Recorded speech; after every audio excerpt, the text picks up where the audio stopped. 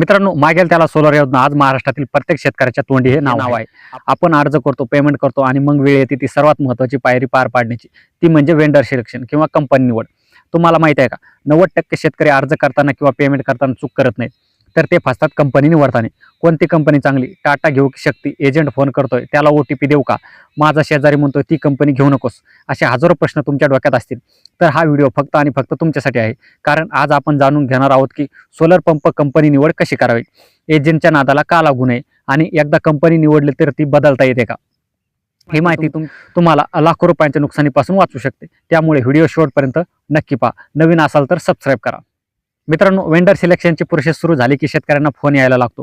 तुम्हाला अनेक कॉल्स येतात. समोरून सांगितलं जातं, साहेब आम्ही अमुक एका कंपनीकडून बोलतोय, तुमची निवड झाली आहे, तुम्हाला सोलर पंप लवकर हवा असेल तर तुमच्या मोबाईलवर आलेला OTP सांगा, आम्ही तुमची कंपनी निवडून देतो. आणि इथेच शेतकरी बांधव पहिली आणि सर्वात मोठी चूक करतात. लक्षात ठेवा, कंपनी निवडण्याचं स्वातंत्र्य शासनाने तुम्हाला दिलं आहे. कोणत्याही एजंटला किंवा कंपनीच्या प्रतिनिधीला परस्पर OTP देऊन स्वतःची निवड करण्याची संधी देऊ नका. का? कारण एकदा त्यांनी OTP घेऊन त्यांच्या मर्जीची कंपनी निवडली तर ती कंपनी बदलता येत नाही. उद्या जर त्या कंपनीने तुम्हाला वेळेवर माल दिला नाही, सर्व्हिस दिली नाही किंवा तुमच्याकडून पैशाची मागणी केली तर तुम्ही काहीच करू शकत नाही. कारण सिस्टीममध्ये ती कंपनी तुमची अंतिम निवड म्हणून नोंदवलेली असते. त्यामुळे पहिला नियम, स्वतःची कंपनी स्वतः निवडा, कोणालाही OTP देऊ नका. आता तुम्ही म्हणाल, पण दादा पोर्टलवर तर 10-15 कंपनीची यादी आहे, त्यातली चांगली कोणती आहे हे कसं ओळखायचं. घाबरू नका, याची एक सोपी पद्धत आहे. जेव्हा तुम्ही लॉग इन करता आणि वेंडर सिलेक्शनच्या पेजवर जाता, तिथे तुम्हाला तुमच्या जिल्ह्यात उपलब्ध असलेल्या वेंडरची यादी दिसते. स्टेप पाहिला, लिस्ट तपासा. या यादीमध्ये बघा की कोणत्या कंपनीचे तुमच्या तालुक्यात किंवा जिल्ह्यात जास्त काम केलं आहे. ज्या कंपनीचे इन्स्टॉलेशन जास्त, त्यांचा अनुभव जास्त असू शकतो.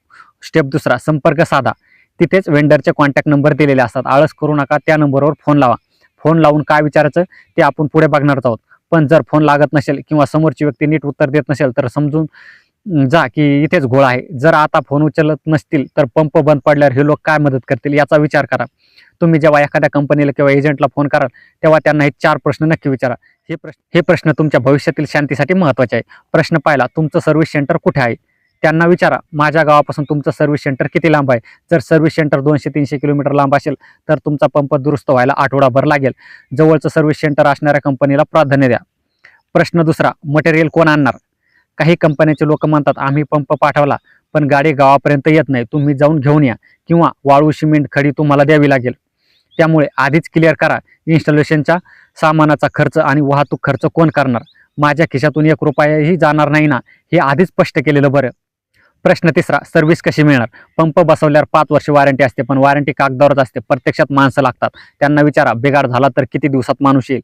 आता एक प्रॅक्टिकल टिप, इंटरनेटवरचे व्हिडिओ किंवा जाहिराती बघून निर्णय घेऊ नका. जाहिरात फक्त चांगलीच दाखवली जाते.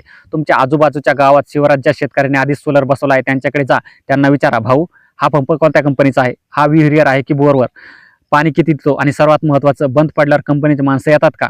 महत्त्वाचा मुद्दा लक्षात ठेवा, काही कंपन्यांचे पंप सरफेस पंप चांगले चालतात पण बोअरवेअर सबमर्सिबल चालत नाहीत. बोअरची खोली जास्त असेल तर काही कंपनीचे पंप प्रेशर देत नाही. त्यामुळे तुमच्या शेजाऱ्याचा अनुभव हा सोन्यासारखा असतो, तो अनुभवातून सांगेल, जाहिरातीतून नाही. मित्रांनो, शेवटचा आणि महत्त्वाचा मुद्दा, असं समजू नका की अमुक एक कंपनी मोठी आहे म्हणून ती चांगलीच असेल. अनेकदा मोठ्या कंपन्याकडे खूप काम असतं, त्यामुळे तिथे तुमची फाईल पडून राहते, इन्स्टॉलेशनला वेळ लागतो. त्या उलट एखादी नवीन कंपनी असेल तर त्याचं काम तत्पर असेल, सर्व्हिस फास्ट असेल तर ते कंपनी निवडायला काहीच हरकत नाही. सर्व कंपन्यांची चाचणी टेस्टिंग होऊनच त्या शासनाच्या यादीत आलेल्या आहेत. त्यामुळे गडबड करू नका, कोणाच्याही दबावाला बळी पडू नका. लिस्ट बघा, फोन करा, चौकशी करा आणि मगच मनासारखी कंपनी निवडा. कारण एकदा निवडलेली कंपनी बदलण्यासाठी खूप सरकारी फेऱ्या माराव्या लागतात, अर्ज करावे लागतात आणि त्यात तुमचा खूप वेळ वाया जातो. आशा आहे वेंडर सिलेक्शन बद्दलचे तुमचे सर्व डाऊट क्लिअर झाले असतील. हा व्हिडिओ तुमच्या शेतकरी ग्रुपवर नक्की शेअर करा, जेणेकरून त्यांची फसवणूक होणार नाही. भेटूया पुढच्या व्हिडिओमध्ये एका नवीन माहितीसह. तोपर्यंत राम राम.